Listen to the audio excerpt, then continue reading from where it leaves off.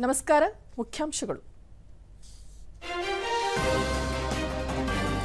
ಪಶ್ಚಿಮ ಬಂಗಾಳದಲ್ಲಿ ರೆಮಾಲ್ ಚಂಡಮಾರುತದ ಅಬ್ಬರ, ಧಾರಾಕಾರ ಮಳೆ, ಅವಾಂತರಗಳ ಸೃಷ್ಟಿ, ಸಾಮಾನ್ಯ ಜನಜೀವನ ಅಸ್ತವ್ಯಸ್ತ. ಉಪರಾಷ್ಟ್ರಪತಿ ಜಗದೀಪ್ ಧನ್ಕರ್ ಇಂದು ಬೆಳಗಾವಿ, ಬೆಂಗಳೂರು ಪ್ರವಾಸ, ಹಲವಾರು ಕಾರ್ಯಕ್ರಮಗಳಲ್ಲಿ ಭಾಗಿ. 7ನೇ ಹಾಗೂ ಅಂತಿಮ ಹಂತದ ಲೋಕಸಭಾ ಚುನಾವಣಾ ಪ್ರಚಾರ ಚುರುಕು, ವಿವಿಧ ರಾಜಕೀಯ ಪಕ್ಷಗಳ ಪ್ರಮುಖ ನಾಯಕರಿಂದ ಇಂದು ಮತಯಾಚನೆ. ಹಾಗೂ ಏಷ್ಯನ್ ಚಾಂಪಿಯನ್ಶಿಪ್ನಲ್ಲಿ ಭಾರತದ ಐತಿಹಾಸಿಕ ಸಾಧನೆ, ಪೋಲ್ ವಾಲ್ಟ್ನಲ್ಲಿ ಚಿನ್ನದ ಪದಕ ಗೆದ್ದ ದೀಪಾ ಕರ್ಮಾಕರ್. ವಾರ್ತೆಗಳ ವಿವರ. ವಾಯುಭಾರ ಕುಸಿತದಿಂದಾಗಿ ಬಂಗಾಳ ಕೊಲ್ಲಿಯಲ್ಲಿ ತೀವ್ರ ಪ್ರಮಾಣದ ರೆಮಾಲ್ ಚಂಡಮಾರುತ ಸೃಷ್ಟಿಯಾಗಿ ಪಶ್ಚಿಮ ಬಂಗಾಳದ ಸಮುದ್ರ ತೀರಕ್ಕೆ ಇಂದು ಬೆಳಗಿನ ಜಾವ ಅಪ್ಪಳಿಸಿದೆ. ಗಂಟೆಗೆ 135 ಕಿಲೋಮೀಟರ್ ವೇಗದಲ್ಲಿ ರಭಸದ ಗಾಳಿ ಬೀಸುತ್ತಿದ್ದು, ಪಶ್ಚಿಮ ಬಂಗಾಳದ ಕರಾವಳಿ ತೀರ ಸೇರಿದಂತೆ ಹಲವೆಡೆಗಳಲ್ಲಿ ಧಾರಾಕಾರ ಮಳೆಯಾಗಿದೆ. ಭಾರೀ ಮಳೆ ಹಿನ್ನೆಲೆ ಮರಗಳು, ವಿದ್ಯುತ್ ಕಂಬಗಳು ಧರೆಗುರುಳಿ ಸಾಕಷ್ಟು ಅವಾಂತರ ಸೃಷ್ಟಿಯಾಗಿದೆ. ರಸ್ತೆಗಳು ಜಲಾವೃತಗೊಂಡಿದ್ದು, ಸಂಚಾರಕ್ಕೆ ಅಡಚಣೆ ಉಂಟಾಗಿದೆ. ಕೋಲ್ಕತ್ತಾ ವಿಮಾನ ನಿಲ್ದಾಣ ಸಹ ಜಲಾವೃತವಾಗಿದ್ದು, ಸದ್ಯಕ್ಕೆ ವಿಮಾನಗಳ ಸಂಚಾರ ರದ್ದುಪಡಿಸಲಾಗಿದೆ. ರೈಲು ಮತ್ತು ಸಾರಿಗೆ ವ್ಯವಸ್ಥೆಯಲ್ಲೂ ವ್ಯತ್ಯಯ ಉಂಟಾಗಿದೆ. ಭೂಕುಸಿತ ಸಂಭವಿಸಿ ಸಾಕಷ್ಟು ನಷ್ಟವಾಗಿದ್ದು, 14 ಎನ್ಡಿಆರ್ಎಫ್ ತಂಡಗಳು, ಸೇನಾ ಸಿಬ್ಬಂದಿಗಳು ತುರ್ತಾಗಿ ರಕ್ಷಣೆ ಮತ್ತು ಪರಿಹಾರ ಕಾರ್ಯಗಳಲ್ಲಿ ತೊಡಗಿವೆ. ನೌಕಾಪಡೆಗಳು, ಕರಾವಳಿ ಪಡೆಗಳು ಸನ್ನದ್ಧವಾಗಿದ್ದು, ಮೀನುಗಾರರಿಗೆ ಮುನ್ನೆಚ್ಚರಿಕೆ ನೀಡಲಾಗಿದೆ. ಪಶ್ಚಿಮ ಬಂಗಾಳದ ಬಹಳಷ್ಟು ಜಿಲ್ಲೆಗಳ ಗ್ರಾಮೀಣ ಪ್ರದೇಶಗಳಿಂದ ಲಕ್ಷಾಂತರ ಜನರನ್ನು ಸುರಕ್ಷಿತ ಸ್ಥಳಗಳಿಗೆ ಸ್ಥಳಾಂತರಿಸಲಾಗಿದೆ. ರೆಮಾಲ್ ಚಂಡಮಾರುತ ಪಶ್ಚಿಮ ಬಂಗಾಳದಾದ್ಯಂತ ಅಬ್ಬರಿಸುತ್ತಿದ್ದು, ಸಾಮಾನ್ಯ ಜನಜೀವನ ಸಂಪೂರ್ಣ ಅಸ್ತವ್ಯಸ್ತಗೊಂಡಿದೆ.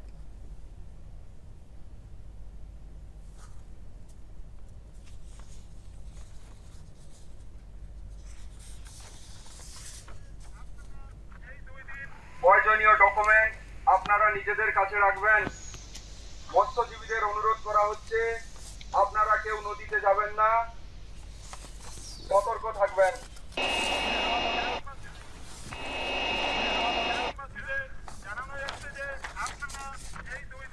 প্রয়োজনীয় ডকুমেন্ট আপনারা নিজেদের কাছে রাখবেন। মৎস্যজীবীদের ಬಂಗಾಳ ಕೊಲ್ಲಿಯಲ್ಲಿ ರೂಪುಗೊಂಡಿರುವ ರೆಮಾಲ್ ಚಂಡಮಾರುತದ ಹಿನ್ನೆಲೆಯಲ್ಲಿ ಪರಿಸ್ಥಿತಿಯ ಕುರಿತು ಪರಾಮರ್ಶಿಸಲು ಪ್ರಧಾನಿ ನರೇಂದ್ರ ಮೋದಿ ಅಧ್ಯಕ್ಷತೆಯಲ್ಲಿ ನಿನ್ನೆ ಸಂಜೆ ದೆಹಲಿಯಲ್ಲಿ ಸಭೆ ನಡೆಯಿತು. ಈ ಸಂದರ್ಭದಲ್ಲಿ ರಾಷ್ಟ್ರೀಯ ಸಂಘರ್ಷ ನಿರ್ವಹಣಾ ಸಮಿತಿಯ ಪಶ್ಚಿಮ ಬಂಗಾಳ ಸರ್ಕಾರದ ಜೊತೆ ನಿರಂತರ ಸಂಪರ್ಕ ಹೊಂದಿದ್ದು, ಅಗತ್ಯ ಮುನ್ನೆಚ್ಚರಿಕಾ ಕ್ರಮಗಳನ್ನು ತೆಗೆದುಕೊಳ್ಳಲಾಗಿದೆ ಎಂದು ವಿವರಿಸಲಾಯಿತು. ಪ್ರಧಾನಿ ನರೇಂದ್ರ ಮೋದಿ, ರಾಜ್ಯ ಸರ್ಕಾರಕ್ಕೆ ಎಲ್ಲ ರೀತಿಯ ಸಹಕಾರವನ್ನು ಕೇಂದ್ರ ಸರ್ಕಾರ ನೀಡಲಿದೆ. ಗೃಹ ವ್ಯವಹಾರಗಳ ಸಚಿವಾಲಯ ಚಂಡಮಾರುತದ ಪರಿಸ್ಥಿತಿಯ ಮೇಲೆ ನಿಗಾ ವಹಿಸಲಿದ್ದು, ಯಾವುದೇ ರೀತಿಯ ಅನಾಹುತಗಳು ಉಂಟಾಗದಂತೆ ಅಗತ್ಯ ನೆರವು ವಿಸ್ತರಿಸಲಿದೆ ಎಂದು ಹೇಳಿದರು. ಪಶ್ಚಿಮ ಬಂಗಾಳಕ್ಕೆ ಈಗಾಗಲೇ ಎನ್ಡಿಆರ್ಎಫ್ ತಂಡಗಳನ್ನು ನಿಯೋಜಿಸಲಾಗಿದೆ. ಒಡಿಶಾ ಸೇರಿದಂತೆ ಇನ್ನಿತರ ಪ್ರದೇಶಗಳಲ್ಲೂ ಅಗತ್ಯ ಭದ್ರತಾ ತಂಡಗಳನ್ನು ನಿಯೋಜಿಸಲಾಗಿದೆ ಎಂದು ಪ್ರಧಾನಿ ಸಭೆಯಲ್ಲಿ ತಿಳಿಸಿದರು.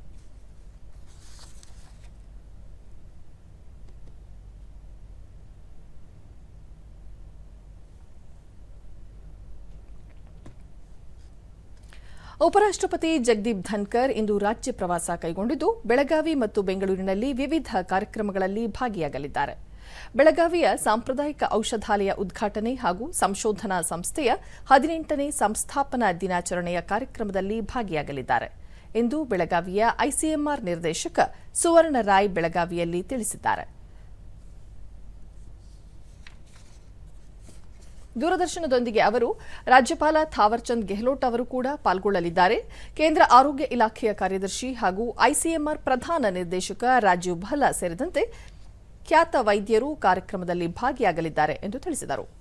ಸಂಸ್ಥೆಯು ಅತ್ಯಾಧುನಿಕ ಸೌಕರ್ಯ ಹಾಗೂ ಸುಸಜ್ಜಿತ ಕಟ್ಟಡವನ್ನು ಹೊಂದಿದ್ದು, ಸಾಂಪ್ರದಾಯಿಕ ಔಷಧಿಗಳ ಸಂಶೋಧನೆ ಹಾಗೂ ಗುರುತರ ರೋಗಗಳ ಪತ್ತೆ ಹಿನ್ನೆಲೆಯಲ್ಲಿ ಮಹತ್ತರ ಕಾರ್ಯ ನಿರ್ವಹಿಸುತ್ತಿದೆ ಎಂದರು. ICMR का जो संस्थान है, इसका 27 इंस्टीट्यूट्स में से एक है और हम लोग दो तरह के रिसर्च करते हैं. एक है on diseases of regional and national importance, जो यहाँ का ये रीजन का जो ज़्यादातर प्रॉब्लम्स है उसको लेके हम लोग रिसर्च करते हैं. एंड जो नेशनल लेवल पे मेजर डिजीज है उसका नेटवर्क मोड में दूसरा ICMR इंस्टीट्यूट्स के साथ करते हैं. ಉಳಿದಂತೆ ಭಾರತ ಸರ್ಕಾರದ ಕಾರ್ಯದರ್ಶಿ ಹಾಗೂ ಆರೋಗ್ಯ ಸಂಶೋಧನಾ ಇಲಾಖೆ ಮತ್ತು ಐಸಿಎಂಆರ್ ಸಂಸ್ಥೆಯ ಪ್ರಧಾನ ನಿರ್ದೇಶಕರಾದ ಡಾ ರಾಜೀವ್ ಬಹ್ಲಾ ಹಾಗೂ ಕೇಂದ್ರ ಆರೋಗ್ಯ ಸಂಶೋಧನಾ ಇಲಾಖೆಯ ಜಂಟಿ ಕಾರ್ಯದರ್ಶಿಗಳಾದ ಅನು ನಗರ್ ಅವರು ಸಮಾರಂಭದಲ್ಲಿ ಭಾಗವಹಿಸಲಿದ್ದಾರೆ. ಉಪರಾಷ್ಟ್ರಪತಿಗಳು ಬೆಳಗಾವಿಯಲ್ಲಿ ಕೆಎಲ್ಇ ವಿಶ್ವವಿದ್ಯಾಲಯದ 14ನೇ ಘಟಿಕೋತ್ಸವದಲ್ಲೂ ಮುಖ್ಯ ಅತಿಥಿಯಾಗಿ ಭಾಗವಹಿಸಲಿದ್ದಾರೆ. ನಂತರ ಜಗದೀಪ್ ಧನ್ಕರ್ ಅವರು ಸಿಎಸ್ಐಆರ್ ಎನ್ಎಎಲ್ ಬೇಲೂರು ಕ್ಯಾಂಪಸ್ಗೆ ಭೇಟಿ ನೀಡಿ ಎಲ್ಸಿಎ ಘಟಕಗಳು ಮತ್ತು ಸರಸ್ ಪ್ರದರ್ಶನವನ್ನು ವೀಕ್ಷಿಸಲಿದ್ದಾರೆ. ಅಲ್ಲದೆ ಬೆಂಗಳೂರಿನಲ್ಲಿ ರಾಷ್ಟ್ರೀಯ ಏರೋಸ್ಪೇಸ್ ಪ್ರಯೋಗಾಲಯದಲ್ಲಿ ಕೆಲವು ಯೋಜನೆಗಳಿಗೆ ಶಂಕುಸ್ಥಾಪನೆ ನೆರವೇರಿಸಲಿರುವ ಉಪರಾಷ್ಟ್ರಪತಿಗಳು ಬೆಂಗಳೂರಿನ ರಾಜಭವನಕ್ಕೂ ಭೇಟಿ ನೀಡಲಿದ್ದಾರೆ.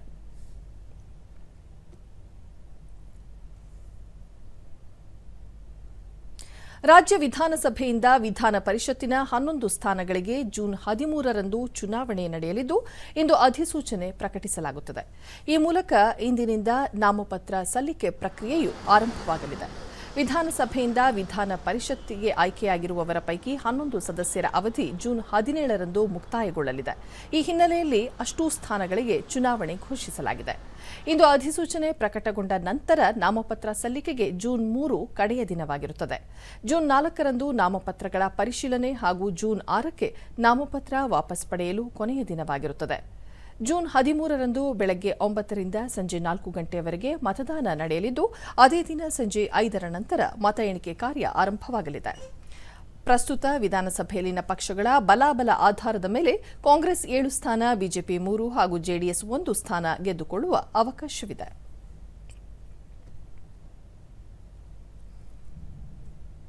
ಲೋಕಸಭೆಯ 6 ಹಂತಗಳಿಗೆ ಮತದಾನ ಪೂರ್ಣಗೊಂಡಿದ್ದು 7ನೇ ಹಾಗೂ ಕೊನೆಯ ಹಂತದ ಮತದಾನ ಜೂನ್ 1ರಂದು ನಡೆಯಲಿದೆ. ಅಂತಿಮ ಹಂತದಲ್ಲಿ ಚುನಾವಣೆ ನಡೆಯಲಿರುವ 57 ಕ್ಷೇತ್ರಗಳಲ್ಲಿ ವಿವಿಧ ರಾಜಕೀಯ ಪಕ್ಷಗಳ ನಾಯಕರ ಬಿರುಸಿನ ಪ್ರಚಾರ ಮುಂದುವರೆದಿದೆ. ಕೇಂದ್ರ ಸಚಿವ ಅಮಿತ್ ಶಾ ಇಂದು ಉತ್ತರ ಪ್ರದೇಶದ ಖುಷಿನಗರ, ಸಲೆಂಪುರ, ಚಂದೌಲಿಯಲ್ಲಿ ನಡೆಯಲಿರುವ ಸಾರ್ವಜನಿಕ ಸಭೆಗಳಲ್ಲಿ ಪಾಲ್ಗೊಳ್ಳಲಿದ್ದಾರೆ. ಬಿಜೆಪಿ ರಾಷ್ಟ್ರೀಯ ಅಧ್ಯಕ್ಷ ಜೆಪಿ ನಡ್ಡಾ ಇಂದು ವಾರಾಣಸಿಯಲ್ಲಿ ನಡೆಯಲಿರುವ ವಿವಿಧ ವರ್ಗಗಳ ಸಮಾವೇಶಗಳಲ್ಲಿ ಭಾಗವಹಿಸಲಿದ್ದಾರೆ.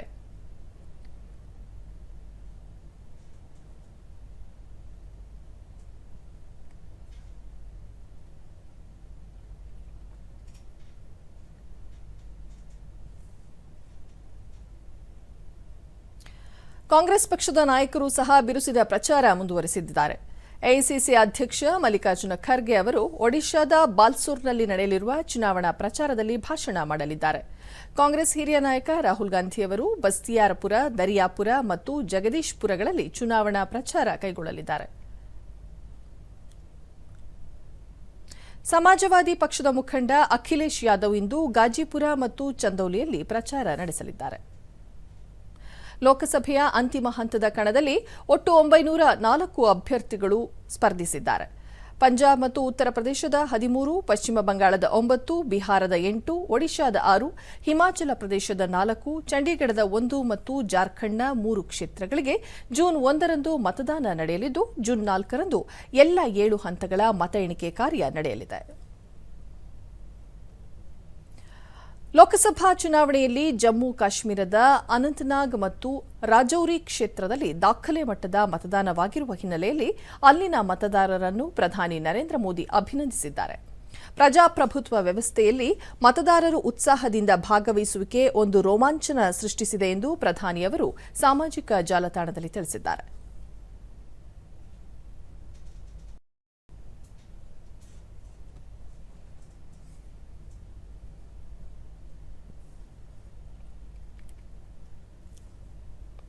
ಲೆಫ್ಟಿನೆಂಟ್ ಗವರ್ನರ್ ಮನೋಜ್ ಸಿನ್ಹಾ ಸಹ ದಾಖಲೆ ಮತದಾನಕ್ಕೆ ಜನತೆಯನ್ನು ಅಭಿನಂದಿಸಿದ್ದಾರೆ. ಸಾಮಾಜಿಕ ಜಾಲತಾಣದಲ್ಲಿ ಪೋಸ್ಟ್ ಮಾಡಿರುವ ಅವರು ಪ್ರಜಾಪ್ರಭುತ್ವದ ಮೌಲ್ಯಗಳ ಬಲವರ್ಧನೆಗೆ ಜನರ ಪಾಲ್ಗೊಳ್ಳುವಿಕೆ ಪ್ರಮುಖ ಕೊಡುಗೆ ನೀಡಲಿದೆ.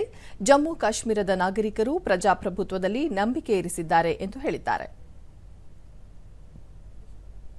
ಅನಂತನಾಗ್ ಮತ್ತು ರಾಜೌರಿ ಸಂಸದೀಯ ಕ್ಷೇತ್ರದಲ್ಲಿ ಈ ಬಾರಿ ದಾಖಲೆಯ 54.84% ಮತದಾನವಾಗಿದೆ. ಇದು ಕಳೆದ 35 ವರ್ಷಗಳಲ್ಲಿನ ದಾಖಲೆ ಮತದಾನವಾಗಿರುವುದು ವಿಶೇಷ. ಭಾರತೀಯ ದೂರವಾಣಿ ಸಂಖ್ಯೆಯಿಂದ ಒಳಬರುವ ಅಂತಾರಾಷ್ಟ್ರೀಯ ವಂಚನೆಯ ಕರೆಗಳನ್ನು ನಿರ್ಬಂಧಿಸುವಂತೆ ಕೇಂದ್ರ ಸರ್ಕಾರ ಟೆಲಿಕಾಂ ಸೇವಾ ಸಂಸ್ಥೆಯ ಪೂರೈಕೆದಾರರಿಗೆ ನಿರ್ದೇಶನಗಳನ್ನು ನೀಡಿದೆ. ವಿದೇಶಗಳಲ್ಲಿರುವ ಸೈಬರ್ ಅಪರಾಧಿಗಳು ಭಾರತೀಯ ನಾಗರಿಕರ ಕರೆಗಳನ್ನು ದುರುಪಯೋಗ ಮಾಡಿಕೊಳ್ಳುವ ಮೂಲಕ ಆರ್ಥಿಕ ವಂಚನೆ ಸೇರಿದಂತೆ ಸೈಬರ್ ಅಪರಾಧಗಳನ್ನು ಎಸಗುತ್ತಿದ್ದಾರೆ ಎಂದು ಸಂವಹನ ಸಚಿವಾಲಯ ತಿಳಿಸಿದೆ. ಈ ಪ್ರಕರಣಗಳು ಹೆಚ್ಚಾಗಿರುವ ಹಿನ್ನೆಲೆಯಲ್ಲಿ ಟೆಲಿಕಾಂ ಸಂಸ್ಥೆಯು ಭಾರತೀಯ ಸ್ಥಿರ ದೂರವಾಣಿ ಸಂಖ್ಯೆಗಳಿಂದ ಒಳಬರುವ ಅಂತಾರಾಷ್ಟ್ರೀಯ ವಂಚನೆ ಕರೆಗಳು ಭಾರತೀಯ ಚಂದಾದಾರರನ್ನು ತಲುಪದಂತೆ ನಿರ್ಬಂಧಿಸಲು ಯೋಜನೆ ರೂಪಿಸಿದೆ ಎಂದು ಸಚಿವಾಲಯ ತಿಳಿಸಿದೆ.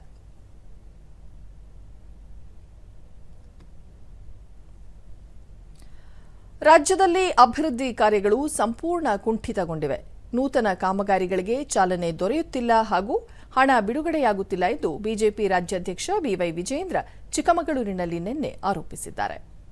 ಸುದ್ದಿಗಾರರೊಂದಿಗೆ ಅವರು, ಕಳೆದ ಬಾರಿ ಬಿಜೆಪಿ ಸರ್ಕಾರದ ಅವಧಿಯಲ್ಲಿ ಜಾರಿಗೆ ತಂದಿರುವ ಅಭಿವೃದ್ಧಿ ಕೆಲಸಗಳಿಗೆ ಹಣ ಬಿಡುಗಡೆಯಾಗದೆ ಕಾಮಗಾರಿ ನಿಲ್ಲಿಸಲಾಗಿದೆ. ರಾಜ್ಯದ ಹಣ ಉಚಿತ ಯೋಜನೆಗಳ ಪಾಲಾಗುತ್ತಿದೆ. ಇದರಿಂದ ಜನರಿಗೆ ತೊಂದರೆಯಾಗುತ್ತಿದೆ ಎಂದು ದೂರಿದರು. ಈ ಬಾರಿಯ ವಿಧಾನ ಪರಿಷತ್ ಚುನಾವಣೆಯಲ್ಲಿ ಎಲ್ಲ ಕ್ಷೇತ್ರಗಳಲ್ಲೂ ಬಿಜೆಪಿ ಗೆಲುವು ಸಾಧಿಸಲಿದೆ ಎಂದು ವಿಶ್ವಾಸ ವ್ಯಕ್ತಪಡಿಸಿದರು. ಶಿಕ್ಷಣ ಕ್ಷೇತ್ರನೂ ಕೂಡ ನಾವು ಬಿಟ್ಟಿಲ್ಲ, ಅದನ್ನು ಕೂಡ ಹಾಳು ಮಾಡ್ತಕ್ಕಂಥ ಕೆಲಸ ಮಾಡ್ತಾ ಇದ್ದೀರಿ. ಗ್ಯಾರಂಟಿ ಭ್ರಮರಲ್ಲಿ ಇವತ್ತು ರಾಜ್ಯ ಸರ್ಕಾರ ಮುಳುಗೋಗಿತ್ತು. ಇವರಿಗೆ ಜ್ಞಾನೋದಯ ಲೋಕಸಭಾ ಚುನಾವಣಾ ಫಲಿತಾಂಶ ಬಂದ ದಿನ ಜೂನ್ 4ನೇ ತಾರೀಕು ಈ ರಾಜ್ಯ ಸರ್ಕಾರಕ್ಕೆ ಅರಿವಾಗ್ತದೆ ಅಂತಕ್ಕಂಥದ್ದು ನಮಗೆ ಗೊತ್ತಿದೆ. ಏನು 20ಕ್ಕೂ ಹೆಚ್ಚು ಸ್ಥಾನಗಳನ್ನ ಗೆಲ್ತೀವನ್ನ ಭ್ರಮಣೆಯಲ್ಲಿ ರಾಜ್ಯ ಸರ್ಕಾರ ಇದೆ. ರಾಜ್ಯದ ಪ್ರಜ್ಞಾವಂತ ಮತದಾರರು ಇವತ್ತು ಕಾಂಗ್ರೆಸ್ ಗ್ಯಾರಂಟಿ ಅಲ್ಲ, ನರೇಂದ್ರ ಮೋದಿಜಿಯವರ ಗ್ಯಾರಂಟಿ ಬಗ್ಗೆ ವಿಶ್ವಾಸವನ್ನು ಇಟ್ಟು ನಮ್ಗೆ ಆಶೀರ್ವಾದ ಮಾಡಿದ್ದಾರೆ. ಬಿಜೆಪಿ ಮತ್ತು ಜೆಡಿಎಸ್ ಪಕ್ಷ ಒಟ್ಟಾಗಿ ಒಂದಾಗಿ ಚುನಾವಣೆ ಎದುರಿಸತಕ್ಕಂಥ ಸಂದರ್ಭದಲ್ಲಿ ರಾಜ್ಯದ ಜನರು ಕೂಡ ನಮಗೆ ಸಂಪೂರ್ಣ ಆಶೀರ್ವಾದ ಮಾಡಿದ್ದಾರೆ ಅನ್ನೋ ವಿಶ್ವಾಸ ಇದೆ. ಮಂಡ್ಯ ಜಿಲ್ಲೆಯ ಮಳವಳ್ಳಿ ತಾಲೂಕಿನಲ್ಲಿರುವ ಶಿವನಸಮುದ್ರ ಗಗನಚುಕ್ಕಿ ಜಲಪಾತವು ಸುಂದರ ಪ್ರಕೃತಿ ತಾಣವಾಗಿದ್ದು ಪ್ರವಾಸಿಗರನ್ನು ಕೈಬೀಸಿ ಕರೆಯುತ್ತಿದೆ. ಜಲಪಾತದ ದೃಶ್ಯ ವೈಭವವು ಜನರನ್ನು ಆಕರ್ಷಿಸುತ್ತಿದೆ. ಕಳೆದ ಕೆಲವು ದಿನಗಳಿಂದ ಸುರಿಯುತ್ತಿರುವ ಮಳೆಯಿಂದಾಗಿ ಜಲಪಾತವು ತುಂಬಿ ಹರಿಯುತ್ತಿದ್ದು ಮುಂಬೈ, ಬೆಂಗಳೂರು, ಮೈಸೂರು, ಚೆನ್ನೈ ಸೇರಿದಂತೆ ರಾಜ್ಯದ ವಿವಿಧ ಭಾಗದಿಂದ ಹೆಚ್ಚಿನ ಸಂಖ್ಯೆಯಲ್ಲಿ ಜನರು ಜಲಪಾತ ವೀಕ್ಷಿಸಲು ಆಗಮಿಸುತ್ತಿದ್ದಾರೆ.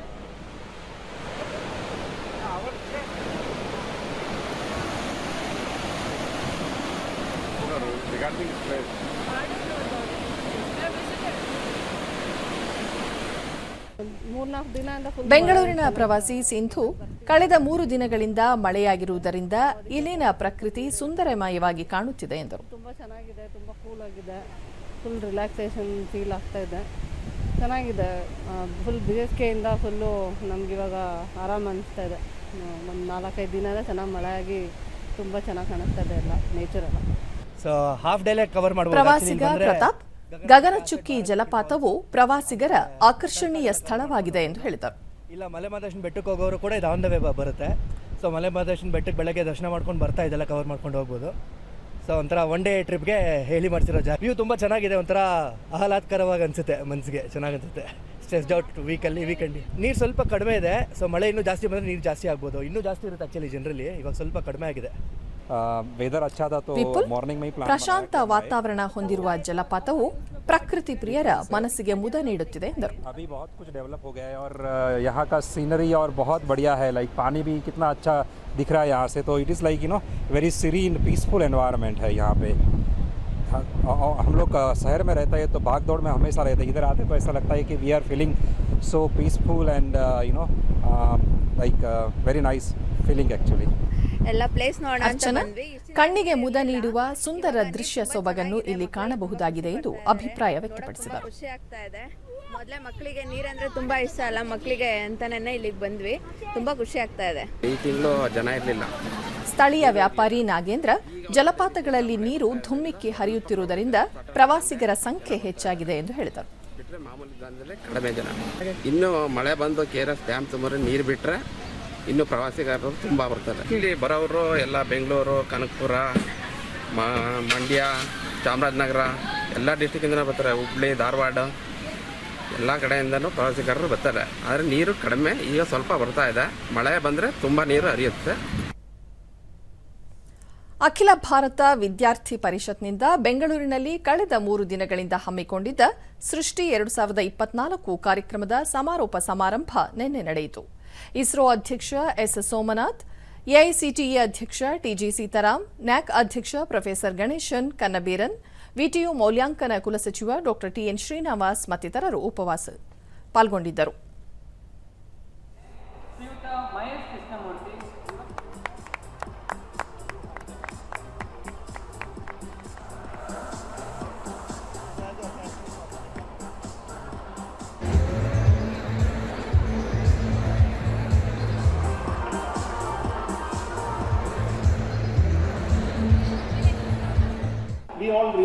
ಬಳಿಕ ಎಸ್ ಸೋಮನಾಥ್, ಇತ್ತೀಚಿನ ದಿನಗಳಲ್ಲಿ ಕೃತಕ ಬುದ್ಧಿಮತ್ತೆ ಎಲ್ಲೆಡೆ ಹೆಚ್ಚು ಬಳಕೆಯಾಗುತ್ತಿದ್ದು ಐಟಿ ಕಂಪನಿಗಳಿಂದಲೂ ಉತ್ತಮ ಪ್ರತಿಕ್ರಿಯೆ ವ್ಯಕ್ತವಾಗಿದೆ. ಕೃತಕ ಬುದ್ಧಿಮತ್ತೆಗೆ ಕೆಲವು ನಿಬಂಧನೆಗಳು ಇರುತ್ತವೆ. ರೋಬೋಟ್ ತಂತ್ರಜ್ಞಾನ ಹವಾಮಾನ ವೈಪರೀತ್ಯಗಳನ್ನು ಸರಿದೂಗಿಸುವತ್ತ ಕಾರ್ಯನಿರ್ವಹಿಸುವ ಬಗ್ಗೆ ಚಿಂತಿಸುವಂತೆ ಪ್ರೇರೇಪಿಸುತ್ತವೆ ಎಂದರು.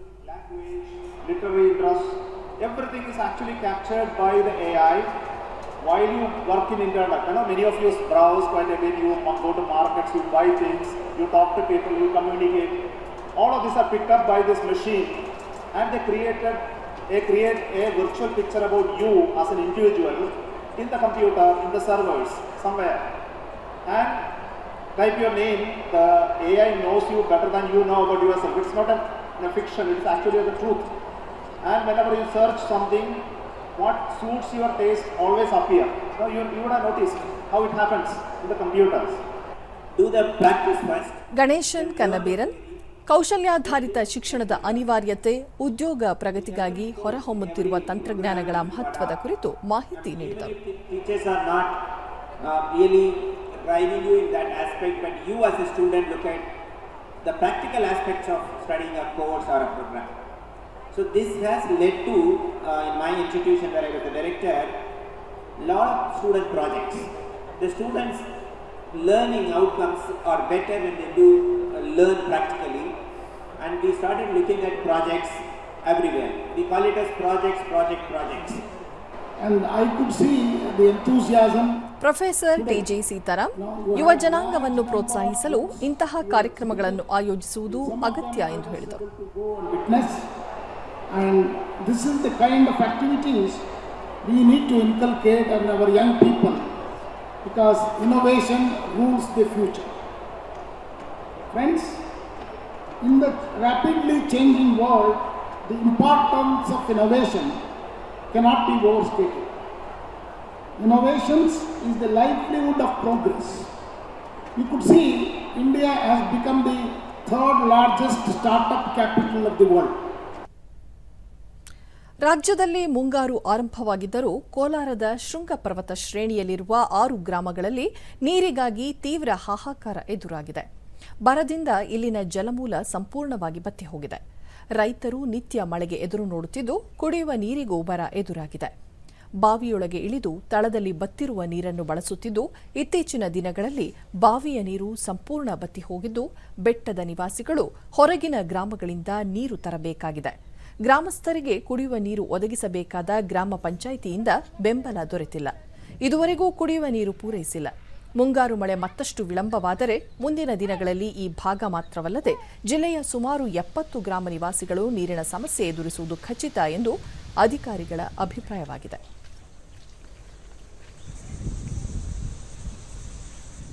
ಇಡೀ ರಾಜ್ಯದಲ್ಲಿ ಬರಗಾಲ ಬಂದಿದೆ. ದೂರದರ್ಶನದೊಂದಿಗೆ ರೈತ ವೆಂಕಟೇಶ್, ಕಳೆದ ಮಳೆ ಬೆಳೆ ಇಲ್ಲದೆ ರೈತರು ಕಂಗಾಲಾಗಿದ್ದರು. ಈ ಬಾರಿಯೂ ಅದೇ ಪರಿಸ್ಥಿತಿ ಮುಂದುವರೆದರೆ ಸರ್ಕಾರ ಅಗತ್ಯ ನೆರವು ನೀಡಬೇಕು ಎಂದು ಮನವಿ ಮಾಡಿದರು. ಉಳುಮೆ ಮಾಡಿ ಇವತ್ತು ಬಿತ್ತನೆ ಹಾಕಿ ಬಿತ್ತನೆಯನ್ನು ಹೊರಗಡೆ ಏನು ಮೊಳಕೆ ಬಂದ ಮೇಲೆ ಅದು ನಮ್ಮ ಕಣ್ಣು ಮುಂದ್ಗಡೆನೆ ಇವತ್ತು ತುಂಬಾನೇ ಭೀಕರವಾಗಿ ಇವತ್ತು ಎಲ್ಲನೂ ಒಣಗೋಯ್ತು. ಬೇಸಿಗೆ ಬಂದ್ರೆ ಅಂತ ಒಂದೊಂದು ಶಿವಗಂಗೆ ಗ್ರಾಮದ ನಿವಾಸಿ ರತ್ನಮ್ಮ, ಬೇಸಿಗೆ ಬಂದರೆ ಹನಿ ನೀರಿಗೂ ಪರದಾಡುವ ಸ್ಥಿತಿ ನಮಗೆ ಎದುರಾಗುತ್ತದೆ. ಸಾಕಷ್ಟು ಬಾರಿ ನೀರು ಕಲುಷಿತಗೊಂಡಿದ್ದರೂ ಅದನ್ನೇ ಕಾಯಿಸಿ ಬಳಸಿದ್ದೇವೆ ಎಂದು ಬೇಸರ ವ್ಯಕ್ತಪಡಿಸಿದರು. ಮೆಟ್ಲು ಒಳಗಡೆ ಇಳಿದು ಅದು ಮೆಟ್ಲುಗಳೆಲ್ಲ ಮುರಿದೋಗಿದೆ. ಅಲ್ಲಿ ಅಲ್ಪ ಸ್ವಲ್ಪ ಏನ ಕೈಯ ಕಾಲ ಜಾಗ ಬಾವಿಯಲ್ಲಿ ಬಿದ್ದೋಗೋದೇ ಸರಿನೇ. ಬೆಳಿಗ್ಗೆ ಬಕೆಟ್ ಹಾಕ್ಬಿಟ್ಟು ಬಂದ್ರೆ ಸ್ಥಳೀಯರಾದ ಅರುಣ ಹಾಗೂ ಚೌಡಪ್ಪ, ಬೆಟ್ಟದ ನಿವಾಸಿಗಳು ಹಾಗೂ ಸುತ್ತಮುತ್ತಲ ಗ್ರಾಮಸ್ಥರು ಎದುರಿಸುತ್ತಿರುವ ನೀರಿನ ಸಮಸ್ಯೆ ಕೇಳುವವರಿಲ್ಲ ಎಂದು ತಮ್ಮ ಅಳಲು ತೋಡಿಕೊಂಡರು. ಹೋಗಿ ತಗೊಂಬಂದು ಬದುಕ್ತಾ ಇರೋದು ಬೆಟ್ಟದ ಮೇಲೆ ಜನ. ನೀರಿಗೇನು ಕೆಳಗಡೆ ಏನು ಹೋಗ್ತಾ ಇಲ್ಲ. ಈ ವರ್ಷ ನೀರಿಗೆ ಕೆಳಗಡೆಯಿಂದ ಮೇಲ್ಗಡೆಯಿಂದ ಪರದಾಡ್ಬಿಟ್ಟಿದ್ದಾರೆ ಸರ್ ಎಲ್ಲರೂ. ನಾವು ಹೆಂಗಸರು ಮಕ್ಕಳು ಎಲ್ಲರೂ ಬಾವಿನಲ್ಲಿ ಸೇರ್ಕೊಂಬರ್ತಾರೆ. ಬಂದ್ರೂ ನೀರು ಒಬ್ರಿಗೊಬ್ರು ನೀರು ಸಿಕ್ಕಲ್ಲ. ಕುಡಿಯೋ ನೀರಿಗೂ ತೊಂದರೆ ಆಗಿದೆ. ಎಲ್ಲ ಮಣ್ಣು ನೀರು ಸಿಕ್ಕಲ್ಲ. ಈಗೆಲ್ಲ ನೀರು ಇಲ್ಲ, ಕಮ್ಮಿ ಆಗ್ಬಿಟ್ಟಿದೆ. ಪಾಪ ಮಕ್ಕಳಿಗೆ ಹೆಂಗಸರು ಮಕ್ಕಳಿಗೆಲ್ಲ ನಮಗೂ ಎಲ್ಲ ಕಷ್ಟ ಆಗಿದೆ. ಕೋಲಾರ ಜಿಲ್ಲಾ ಪಂಚಾಯಿತಿ ಉಪ ಕಾರ್ಯದರ್ಶಿ ಶಿವಕುಮಾರ್, ಜಿಲ್ಲೆಯ ಕೆಲ ಗ್ರಾಮಗಳಲ್ಲಿ ಬರ ಪರಿಸ್ಥಿತಿ ಎದುರಾಗಿದೆ.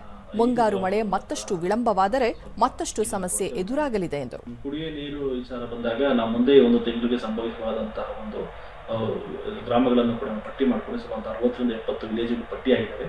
ಸೊ ಅವು ಸಂಭವಿಸಬಹುದು ಅಂತ ಇದೆ. ಬಟ್ ಏನಾದರೂ ಇದೇ ರೀತಿ ಮಳೆ ಕಂಟಿನ್ಯೂ ಆಯಿತು ಅಂತಂದ್ರೆ ಆ ಸಮಸ್ಯೆಯನ್ನು ಅಷ್ಟಾಗಿ ನಮಗೆ ಬರೋದಿಲ್ಲ. ಕೃಷಿ ಇಲಾಖೆ ಜಂಟಿ ನಿರ್ದೇಶಕಿ ಸುಮಾ ಎಂಆರ್, ಕಳೆದ ವರ್ಷ ಜಿಲ್ಲೆಯಲ್ಲಿ 1,02,000 ಹೆಕ್ಟೇರ್ ಪ್ರದೇಶದಲ್ಲಿ ಬಿತ್ತನೆ ಮಾಡುವ ಗುರಿ ಹೊಂದಲಾಗಿತ್ತು.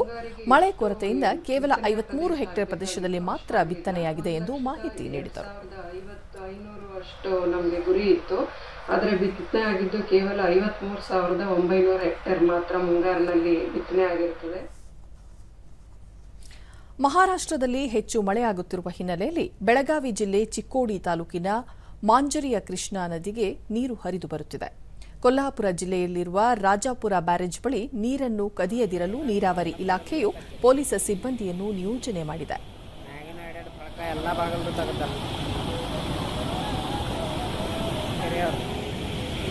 ನೋಡ್ರಿ, ಮಹಾರಾಷ್ಟ್ರದವ್ರಿಗೆ ನೀರು ಹೆಚ್ಚಾಗಿ ಬಿಟ್ಟಿಲ್ಲ, ಸಾವುಕಾರ ಹೇಳನ ಬಿಟ್ಟಿದಾರ. ಕೆಲಸ ಮಾಡಿ ತೋರಿಸಿ ಮುಂದಿನ ಒಟ್ಟಾಗಟ್ಟಿ.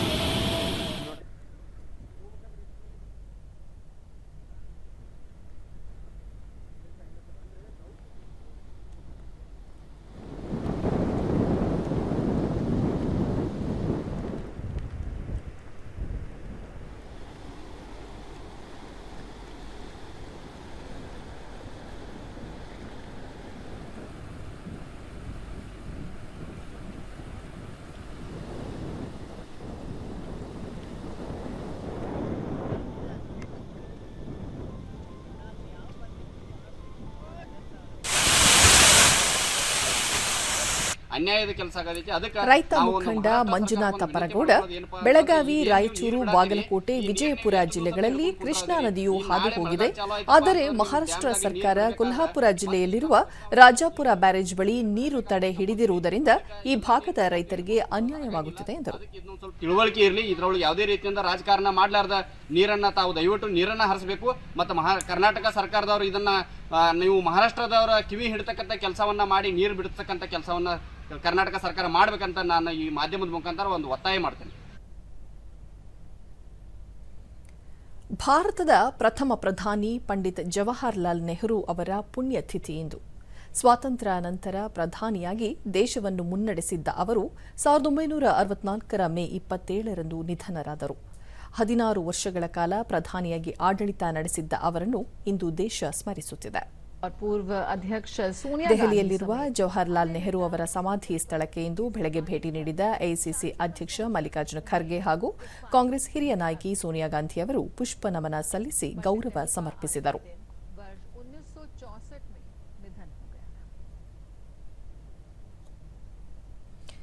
ಜವಾಹರ್ಲಾಲ್ ನೆಹರು ಅವರ ಪುಣ್ಯತಿಥಿ ಅಂಗವಾಗಿ ಪ್ರಧಾನಿ ನರೇಂದ್ರ ಮೋದಿ ಗೌರವ ನಮನ ಸಲ್ಲಿಸಿದ್ದಾರೆ.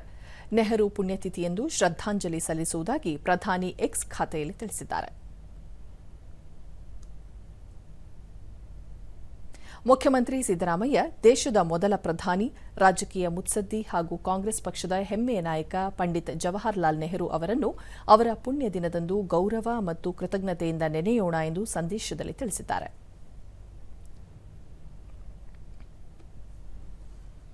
ಮುಂಬೈ ಷೇರು ಮಾರುಕಟ್ಟೆಯಲ್ಲಿಂದು ಆರಂಭಿಕ ವಹಿವಾಟಿನಲ್ಲಿ ಷೇರು ಸಂವೇದಿ ಸೂಚ್ಯಂಕ ಸೆನ್ಸೆಕ್ಸ್ 41 ಅಂಕಗಳ ಏರಿಕೆಯೊಂದಿಗೆ 74,262ರಲ್ಲಿದೆ.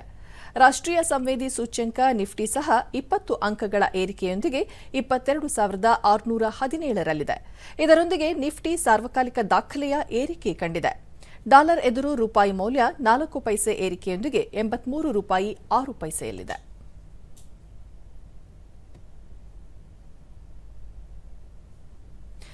ಭಾರತದ ಜಿಮ್ನಾಸ್ಟ್ ಪಟು ದೀಪಾ ಕರ್ಮಾಕರ್ ಐತಿಹಾಸಿಕ ಸಾಧನೆ ಮಾಡಿದ್ದಾರೆ. ಉಜ್ಬೇಕಿಸ್ತಾನದ ತಾಷ್ಕೆಂಟ್ನಲ್ಲಿ ನಡೆದ ಏಷ್ಯನ್ ಚಾಂಪಿಯನ್ಶಿಪ್ನ ಮಹಿಳೆಯರ ಪೋಲ್ ವಾಲ್ಟ್ ವಿಭಾಗದಲ್ಲಿ ಅವರು ಚಿನ್ನದ ಪದಕ ಗೆದ್ದುಕೊಂಡರು. ಈ ಮೂಲಕ ಈ ಸಾಧನೆ ಮಾಡಿದ ಭಾರತದ ಪ್ರಥಮ ಜಿಮ್ನಾಸ್ಟ್ ಪಟು ಎಂಬ ಹೆಗ್ಗಳಿಕೆಗೆ ಅವರು ಭಾಜನರಾಗಿದ್ದಾರೆ. ಇದುವರೆಗೆ ಏಷ್ಯನ್ ಚಾಂಪಿಯನ್ಶಿಪ್ನ ಯಾವುದೇ ಸ್ಪರ್ಧೆಯಲ್ಲಿ ಭಾರತದ ಜಿಮ್ನಾಸ್ಟ್ ಪಟು ಚಿನ್ನದ ಪದಕ ಗೆದ್ದುಕೊಂಡ ಸಾಧನೆ ಮಾಡಿರಲಿಲ್ಲ.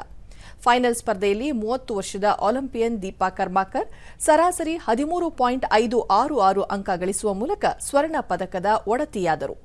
ಉತ್ತರ ಕೊರಿಯಾದ ಕಿಮ್ ಸನ್ ಯಾಂಗ್ 13.466 ಅಂಕ ಹಾಗೂ ಜೋಯಾಂಗ್ ಬಿಯಾಲ್ 12.966 ಅಂಕಗಳನ್ನು ಪಡೆಯುವ ಮೂಲಕ ಕ್ರಮವಾಗಿ ಬೆಳ್ಳಿ ಮತ್ತು ಕಂಚಿನ ಪದಕಕ್ಕೆ ಭಾಜನರಾದರು.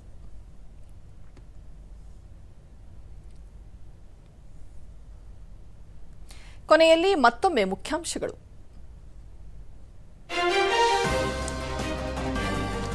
ಪಶ್ಚಿಮ ಬಂಗಾಳದಲ್ಲಿ ರೆಮಾಲ್ ಚಂಡಮಾರುತದ ಅಬ್ಬರ, ಧಾರಾಕಾರ ಮಳೆ, ಅವಾಂತರಗಳ ಸೃಷ್ಟಿ, ಸಾಮಾನ್ಯ ಜನಜೀವನ ಅಸ್ತವ್ಯಸ್ತ. ಉಪರಾಷ್ಟ್ರಪತಿ ಜಗದೀಪ್ ಧನ್ಕರ್ ಇಂದು ಬೆಳಗಾವಿ, ಬೆಂಗಳೂರು ಪ್ರವಾಸ, ಹಲವಾರು ಕಾರ್ಯಕ್ರಮಗಳಲ್ಲಿ ಭಾಗಿ.